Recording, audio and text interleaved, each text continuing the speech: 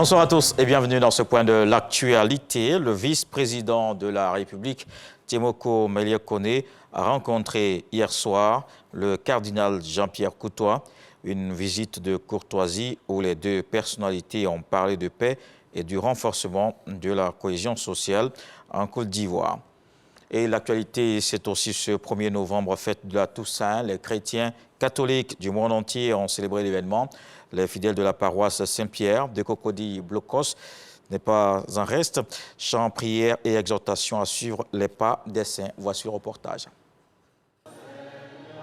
Les chrétiens catholiques du monde entier célèbrent ce 1er novembre la Toussaint. Ils commémorent tous les saints connus et non connus, martyrs, prêtres, apôtres, hommes et femmes qui ont renoncé à leur vie pour vivre une vie de sainteté en se rapprochant de Dieu. Les fidèles religieux de la paroisse Saint-Pierre de Blocos célèbrent tous ces saints qui ont réussi à faire de leur vie une offrande. L'Église catholique célèbre la solennité de tous les saints. Et l'Église rappelle ainsi à ses enfants que nous sommes notre vocation première qui est aussi une vocation d'appel à la sainteté. La sainteté dans la foi, la sainteté dans l'espérance et surtout dans la charité. Prière, exhortation à l'endroit de tous ces saints présents dans la félicité céleste.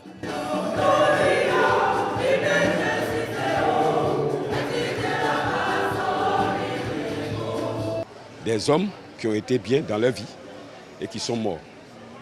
C'est ce que nous cherchons tous sur la terre. Être en parfaite harmonie avec Dieu et remplir toutes les conditions, c'est-à-dire respecter les lois pour qu'un jour nous soyons dans le bonheur auprès de lui. On rend hommage aux saints qui ont beaucoup fait dans leur vie. Et c'est parce qu'ils ont beaucoup fait que le pape les a canonisés. La Toussaint, fête de tous les saints, un moment propice au dépouillement, au rejet du péché et à la conversion. Cela par observation des actions de miséricorde et de solidarité.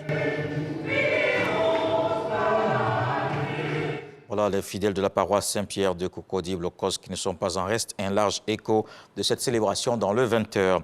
Les pays membres de la CEDEAO en atelier de réflexion à Abidjan, ils doivent valider la stratégie régionale et le manuel de gouvernance. Ces outils concernent le mécanisme de coordination de l'approche Une seule santé, c'est la mise en œuvre des programmes, des politiques, des législations et des recherches pour aboutir à un meilleur résultat en matière de santé publique. Cette rencontre va permettre d'établir la confiance entre les secteurs de la santé humaine, animale et environnementale. Les premières journées ivoiriennes à l'île Maurice ont refermé leurs portes depuis le 28 octobre. C'était à Port-Louis, dans la capitale. Les deux pays veulent tisser des partenariats innovants pour une croissance partagée. Le ministre du Tourisme et des Loisirs, Siandou Fofana, représentait la ministre d'État, ministre des Affaires étrangères, Kandia Camara. Et puis dans le reste de l'actualité, la Guinée équatoriale a décidé de fermer ce lundi ses frontières terrestres avec le Cameroun et le Gabon. Les autorités disent vouloir éviter l'infiltration de groupes pouvant déstabiliser la campagne présidentielle qui débute le 3 novembre. Deux candidats affronteront le 20 novembre le président Teodoro Obiang Sogo, qui brigue un 6e mandat. Le pays annonce également que seuls les aéroports resteraient ouverts. Le chef de l'État camerounais, Paul Biya, a pour sa part débloqué 125 millions de francs CFA pour rapatrier ses ressortissants. 52 Camerounais ont déjà atterri à l'aéroport de Douala et des centaines d'autres attendus dans les prochains jours. On termine avec l'OMS qui a décidé de maintenir l'alerte sanitaire maximale sur la variole du singe. Pourtant, il y a eu une baisse notable des cas dans les pays les plus touchés en Europe et en Amérique. Le comité d'urgence de l'organisation a estimé que malgré les progrès dans la lutte contre les flambées de la maladie virale, il reste des raisons de s'inquiéter. Il cite notamment les nouvelles infections dans certains pays, mais aussi du manque de moyens dans les pays pauvres. La maladie est endémique dans certains pays d'Afrique de l'Ouest. Elle se caractérise par les éruptions cutanées qui peuvent apparaître sur les organes génitaux ou dans la bouche. On se retrouve à 20h pour le journal avec beaucoup de plaisir.